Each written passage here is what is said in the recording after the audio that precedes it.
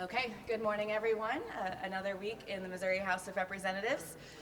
What I really wanted to highlight this week was the fact that we still have not done anything around the federal reimbursement allowance in our state. For folks who may not know what that program is, it is a bill that we have to pass every 3 years for us to be able to participate in the federal Medicaid program. If we do not do this, this will be billions of dollars our state does not receive. Instead, this week, the Missouri Republicans wanted to talk about defunding Planned Parenthood. As folks know, in Missouri, abortion care is not accessible, and Planned Parenthood does throughout the country does so much more than that. But here in Missouri, they're focused on pre-cancerous screenings, on STI testing, all of these extremely important services that Missourians need, especially in a state where we continue to lose hospitals in our rural parts. The Republicans wanted to talk about that instead of saving billions of dollars in our state through the Medicaid program. I filed a bill this week to extend the FRA, and I wanted to point out as well that no one in the House had done so. And so putting our faith in the Senate across the building to try to get this done was an interesting choice, I think, by the Republicans to not put a backup plan over here, especially in a year like this. So that was a really disappointing piece of this week.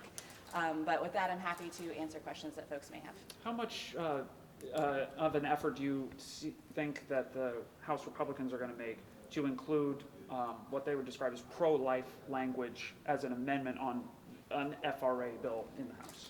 Well, I believe the Republicans' version of pro-life is probably very different than what the Democrats is right now. There has been a big talk of course, of IVF in the state of Missouri post the Alabama Supreme Court ruling.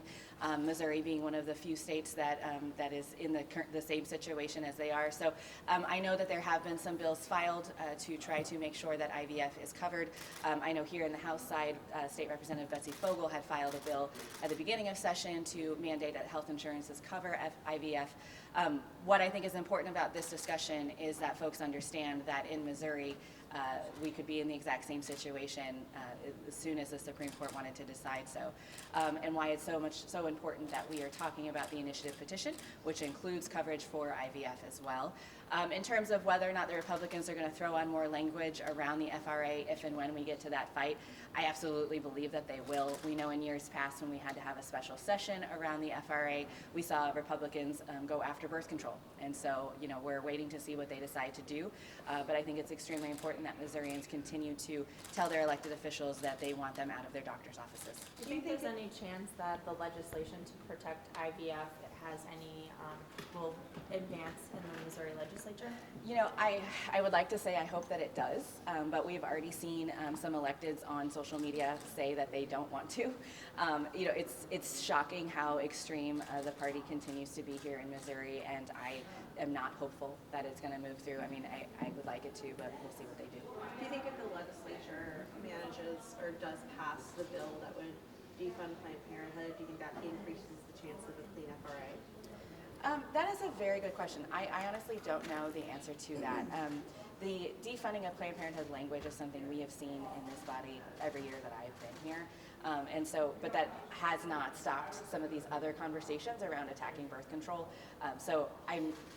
Again, I think that it's an election year, and the extremists are going to continue to try to out-extreme each other, so I'm not sure anything is safe anymore. Can you speak about the lawsuit that Attorney General Bailey filed against Planned Parenthood of Great Plains, claiming that they're trafficking children out of the state to get abortions without parental consent? The Attorney General, lots of Attorney Generals in our state over the past few years have continued to have frivolous lawsuits that taxpayers have to pay for that are just completely ridiculous and have been thrown out of court time and time again. I think that this one's going to fall under that same bucket, claiming that Planned Parenthood, who is a service provider, who makes sure that our folks in the state of Missouri are healthy, are a part of a human trafficking ring, or whatever he is saying at this point, is just ridiculous. We'll see if where this plays out, but I think this falls in the bucket again of another lawsuit just to try to get some headlines in an election year. What do you make of there was some tension between State Treasurer Malik and Republicans and Democrats on the administration committee? Can you talk about that? Yes, so for folks who may not know, the state treasurer decided to put some advertising stickers on illegal video lottery machines that are throughout the state of Missouri. It was an advertisement for folks to go and find their unclaimed property, which is a thing that that office does, is helps folks get that money back. But instead of going through any proper channels, he went directly to a manufacturing company or an ownership company of these illegal machines. And I believe in the hearing even said he ran into him at an airport and they had the discussion where he decided to put these stickers on to advertise. And so yes, in our budget hearing, Representative Scott Cupps on the Republican side and the Democrats went very hard on him of, why are you doing this? How much money did this cost? Where was this approval process? And again, why would we put something on something that we know is illegal? The hearing was really interesting. I feel like Representative Cupps, as well as the Democrats, did a great job of holding the treasurer accountable. I think it is, goes to looking at this administration and the things that they are doing kind of outside the scope of what is normal, and continuing to add to some of the chaos that's been going on in our state. Would you want Springfield banned anything? the machines. I'm curious what you think that signals for the rest of the state and where these machines are at. Yeah, so the city of Springfield, where I represent through their city council, did completely ban the machines, and it was a unanimous vote, which is something that doesn't happen often in our city. I think what that signals to the legislature, I hope it signals to the legislature, that we need to be doing something about these things. What we do, of course, folks have differing opinions. I have filed my own bill to regulate the machines along with sports betting to try to find this compromise where folks on the other side of the building are fighting over all of this so that it empowers our folks to be able to hold the illegals accountable. My bill also has a carve out for municipalities, just like Springfield, so if they say no, they're not going to be anywhere, then we allow them to do so as they should. The big problem with these illegal machines is they are popping up everywhere in neighborhoods. I know in my neighborhood, we have what they call parlors, where they are literally in residential areas and you'll walk into a room and there'll be 25 machines. Kids are walking by these on their way to school every day. They're a huge problem, and so our state needs to be doing something about this. Speaking about something that's happening in your neck of the woods, I don't know if it necessarily covers your district, but it is your region. It's Missouri Prime Beef Packers. It has informed the state that it's closing, and I think it's losing something like 300 and something jobs. What are you doing? Are you helping to try and save those jobs? So that is not my area. We actually discussed part of that on the floor today, dealing with the water situation. I will say kind of two things about this. One, I very much believe that we need to be holding corporations accountable when it comes to polluting our groundwater and impacting the local communities and our farmers in any given region. For years, we have seen in our state, we actually roll back regulations and allow some of these factory farms to overtake areas and not allow the local municipalities decide what is best for them. That is something I'm completely against.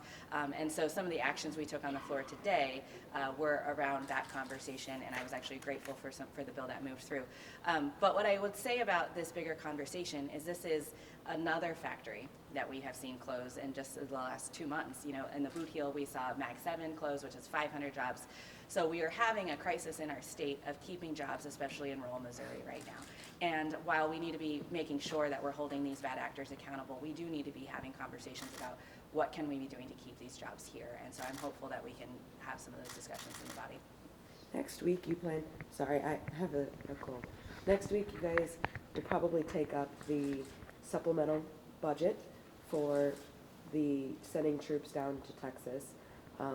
We just heard in the Senate committee just 2 Democrats stand up and say this is Republicans' fault in Congress.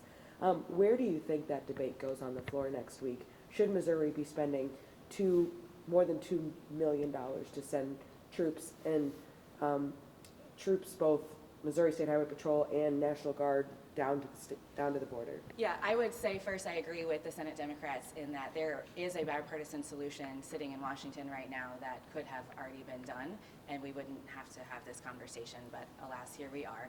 I think when we look at this conversation, one, I am grateful that the governor is in support of President Biden's decision to send folks down to the border. It's not often that we see Parsons say, yeah, we're going to do the same thing and jump on board with what the president is trying to get done. But as I've said before, I do think that this is an interesting timing for all of this. Our Missouri State Highway Patrol is understaffed. We know that we're short in that bucket, and this is going to cost us a lot of money when we are again, currently trying to fill these vacancies, pay folks more. And so it's, believe our caucus is going to be very split in how this vote goes, because those are real concerns that we need to be talking about. But then also, obviously, the president and other folks want this to be a topic of conversation. And so I'm interested to see how the debate goes. And to your question, I do believe it will pass through. They're sending them anyway. And so this conversation is really about, are we going to pay for it, or is that going to come out of the excess money that we have? And I am always in support of us paying for what we're doing as a government. So I think you'll see a lot of folks on our side support that measure. Representative Ani, can you speak about your legislation that would allow divorces when a woman is pregnant? Yeah, absolutely. So I have a bill that I filed for the second year this year that would allow judges to finalize a divorce even if a woman is pregnant. Currently in statute, there are several things that have to be, that are required in order for a judge to finalize a divorce, and pregnancy prohibits that currently. So what we heard in my bill hearing is testimony regarding domestic violence, reproductive coercion, things that go on in relationships where if someone really needs to get out of a relationship, hearing that they can't get a divorce is incredibly demoralizing. Another thing I would say is this is not simply something that affects women, it's something that affects men as well. I've heard from service members who have been deployed whose wife gets pregnant and it could not possibly be theirs. And they are stuck in a marriage. And so, it's a situation where I think it's an important thing to discuss in 2024, especially in a state where we force women to carry pregnancies to term. And I'm really hopeful that it'll come up for a vote in emerging issues. My other question for you, Crystal, was more about IVF, and if you've already feel like you answered, that's fine. My question was, do you think women in Missouri feel safe? Do future parents currently feel safe under what we allow with IVF? Missourians absolutely do not feel safe when it comes to their planning of their families.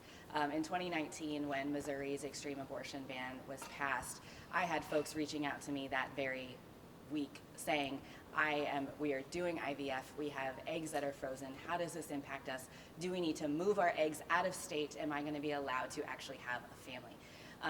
That's why we have filed bills over the past few years around this space. But to the direct question of this, we are continuing to see in states like Missouri this attack on all of it. This isn't just about abortion.